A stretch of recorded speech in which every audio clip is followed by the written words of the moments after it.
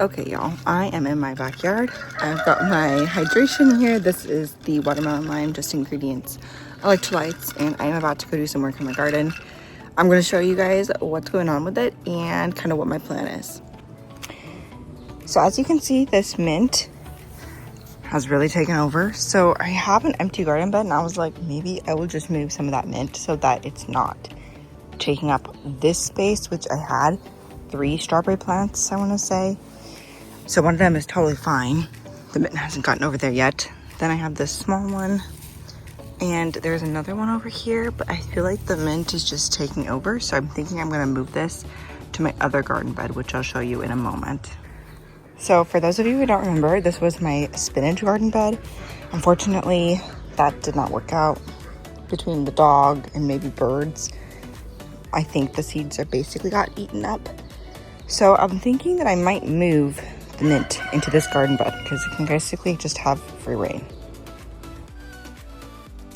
Somebody told me to add straw to these, and I thought that that was just a winter thing, but apparently once it has berries, that's what you're supposed to do. I'm not 100% sure. They seem to be doing okay, but I figure I have some mulch, so I think I might add some mulch and just see if maybe that kind of does a similar job as straw.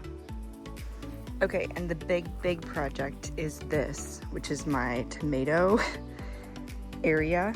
I don't know, the camera probably doesn't do it justice. It is just a mess. I actually only have 3 tomato plants, but they are really big. They seem to be doing well in terms of like producing. I've got little blossoms and stuff, which is great, but the branches are just so big. So I have some like chicken wire that I was thinking I would put along the edges here so that I could put the branches through those and hopefully it'll climb up.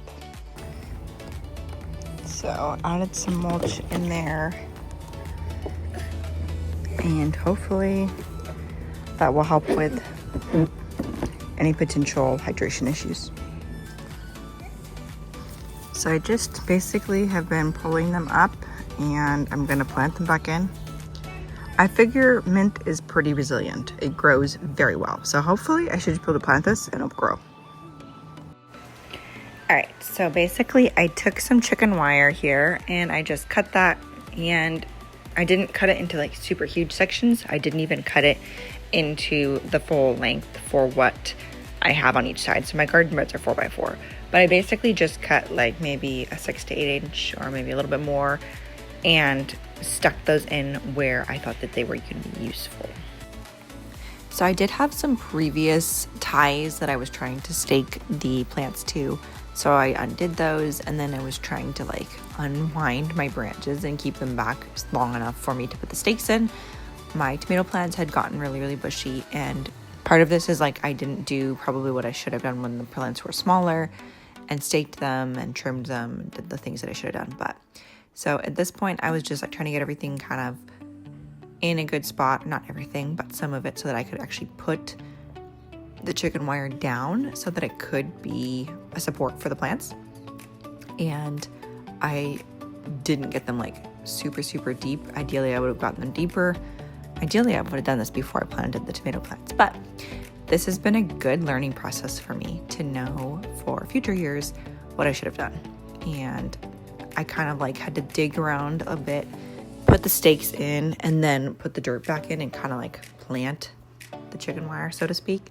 And I'm hoping that that will provide enough support to the plants for this year at least, instead of out and getting super bushy. And then to somewhat stabilize this chicken wire, I used these. To stabilize the chicken wire, I used this to kind of put them together. And it may not be a perfect solution, but hopefully it'll work better than it was before. Thank you so much for watching my little garden escapade, and I will do updates in my Adventures in My Garden series that I do just on how things are going and whether or not these solutions that I think are working now are going to be working in like a month. And this is a learning process for me, so I'm hoping that it works out.